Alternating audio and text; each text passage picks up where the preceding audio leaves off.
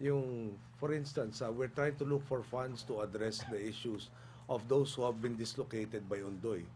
There are certain areas I understand that are still flooded due to Ondoy because there have been no way for the water that was there to to get out. So we would need funds to address that, the engineering concerns.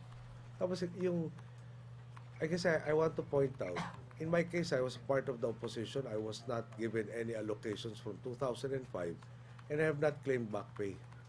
No, our allies also have not been getting new allocations, primarily because we are trying to have austerity given the very tight fiscal position of the government and what was left to us. And we would ask the members of the minority who perhaps were not, who did receive portions of their allocations before, to join us, in this necessary sacrifice at this point in time. And once the fiscal position is eased, then everybody will be getting their appropriate shares. I think, if I recall, Secretary Singson did mention that a lot of these projects have to be reviewed. Some of the new members of Congress were asking for their allocations and were surprised to find out that the same had already been released previously. I will wait na lang for Secretary Singson's very comprehensive report on where it was supposed to have gone. I emphasize the word was supposed to have gone, no? Kasi mukhang there is a question whether it did reach it or not. Si Joel Ginto naman po mula sa Bloomberg. Hello, Mr. President. Hello, Joel. Sir, clarify ko lang yung sa rice question kanina. Yung binanggit niyo, sir, na 1.2 billion worth. Tama ba, sir? The DSWD will be buying this from the NFA? DSWD has a budget that can support the 400 million. Yung 800 million will have to be sourced from savings. No? And amongst the savings, di ba yung Kilos Asenso, Kalayaan Barangay, and so many others. No? And referring to Secretary Butch for the details of where the potential savings are. No? Sir, the Department of Budget has outlined several austerity measures like a freeze on buying new vehicles and new buildings so that we can contain the deficit. Sir, when do you expect these austerity measures to take traction, and how are you going to lead by example on austerity the way you did when you gave up your wangwang? Well, yung ihaw, which is the household, no, has informed me, I think this was last week, that year on year end, parang they have spent something like only 40% of what was previously spent. So I think that's a demonstration of lead by example, number one. Pero more importantly also, yung it has already gained traction. Medyo, ang laking savings na rin naman siguro ng 60% na hindi ginastos. Sir, gaano kalaki yung matitipid natin with these austerity measures? I wouldn't have the figure with me right now. Pero would it be a substantial amount, sir? Yung being able to, imagine, yung deficit natin hopefully will be in the 325B range, no? And keeping it at that level with only 100B to spend for the entire 6 months is, I think, a major achievement. Wouldn't you agree, Joel? Yes. You need to pump prime the economy. You need to pay for all that the government has obligated. Tapos you're left with, di ba, not even 10% of the national budget to cover 50% of the time of this year. Si Jamsi Sante po ng GMA Online.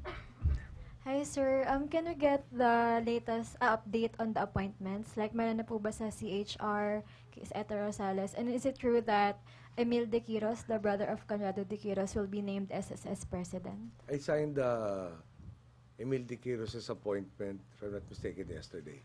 Okay. And his being the brother of Conrado De Quiros is not relevant to his appointment as SSS.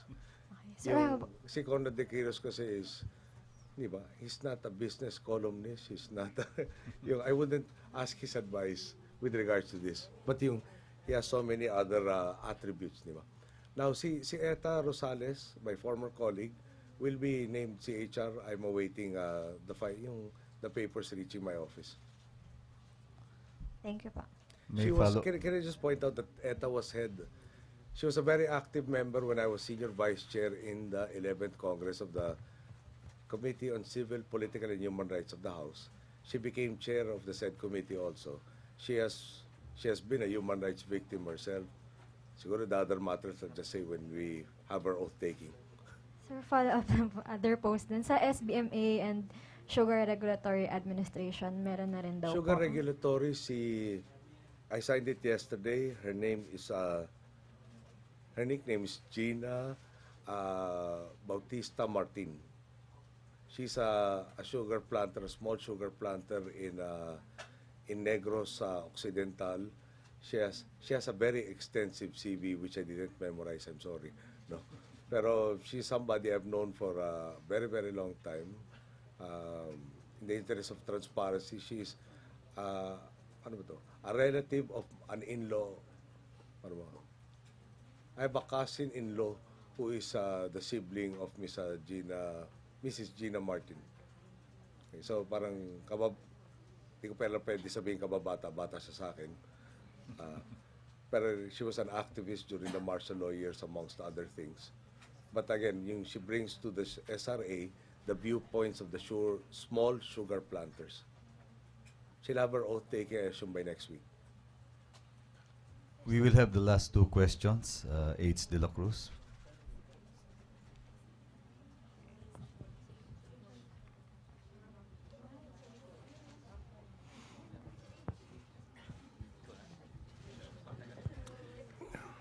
Sir, you just want to get your reaction po on the privileged speech of Senator Estrada with regards to your appointment of former Chief Justice Davide at the Truth Commission. He said his accusations daw po are not only obvious but glaring. He said the former Chief Justice is the author of the biggest lies in history and that he's unfit to head the Truth Commission, which is set to probe the allegations of the former president whom he helped yun, to the presidency po. Yung naintindihan po natin kung saan nagmumula si Senator Jinggoy. Pero ganun pa man din ako po'y hindi sasangayon doon sa kanyang opinion sa ngayon. Nandiyan naman po yung track record ni Chief Justice Davide. Number one, siguro natin dapat bigyan ng pansin. Membro siya ng Constitutional Commission. Ang dami po ng mga provision na naging controversial ngayon. Kasama siya sa pangunahing membro nagdedebate ng CONCOM. For instance, yung redistricting. Siya nagpalinaw doon sa debate kung ano bang karapatan ng bawat mamaya maasahan para sa kanyang representante. Gaano karaming Pilipino para mag-constitute na isang distrito. Siyempre may mga desisyon ng Korte Suprema ngayon na tila hindi ho pareho nung debate nila doon sa CONCOM. Siya rin na nag-imbestiga doon sa mga code ng panahon ng aking ina. Itong huling kampanya, siya ay nagbitiw doon sa tungkulin sa UN para nga tumindig doon sa kanyang paniniwala. So palagay ko naman marami-rami na hong nagawa si Chief Justice Davide na nagsasabi ng kanyang kakayahan at maaasahan natin sa kanya bilang pinuno nitong Truth Commission. Tapos meron kang kinakausap na 4 pang mga taong talagang matitindi rin po ang kanilang mga CV na curriculum vitae na talagang palagay ko naman mapapabilis yung proseso ng pag-aangkat ng katotohanan sa nakalipas na administrasyon. Sir, last two lang. Yung tungkol po dun sa report about the rumblings in the AFP right now, with regards to the statement made by Rear Admiral Feliciano Ange, may mga nagpapayo po kasi sa inyo na seryosohin daw po yung usapin na ito. Kasi kung hindi po, baka daw lumala pa yung sa military organization. Alam niyo, ako po ang nahalal ng taong bayan. Parte ho ng papel ko, Commander-in-Chief. Siya po subordinate ko. Desisyon ko po yun, sumunod siya. Okay. Ganun lang kasimple yun. Ngayon, hindi ho tayo pwedeng pumayag na yung subordinate makipagdebate sa atin, sa ating mga utos. Kung every time na lang ho tayo mag-uutos, may debate mangyayari, wala na ho tayong kaayusan. At ang nakakarami po sa sandatang lakas at sa kapulisan na aking paniniwala, ay talagang naniniwala na meron talagang hierarchy at meron talagang mandato nangyari at kailangan sundin nila yung tiling ng bawi. Sir, last text in question lang from Ms. Bella Carriazo Bandera. May plano daw po ba kayo mag-declare ng state of calamity in view of the dengue outbreak in the country, and kung may directive na po daw ba sa DOH? Secretary Ona has not given an indication that there is a necessity to do so.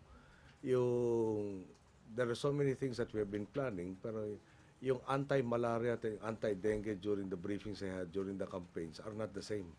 I would not want to para mag-advocate, for instance, yung fogging. Yung fogging just pushes away the mosquitoes to the next community that didn't have fogging. So, that is one of the concerns of Secretary Ona from the time that I interviewed him for the post. As of this date, I have not been given any indication that it is necessary to do so, at this point in time. Sir, last po, pa-confirm daw po kung si Deo Gracias visitan na daw po ba ang GSIS President? No, he's not. Thank you, sir. May birthday girl po tayo dito, si Chris Jose. Kahapon ang birthday niya. Kanta Siya muna po tayong ay- happy birthday.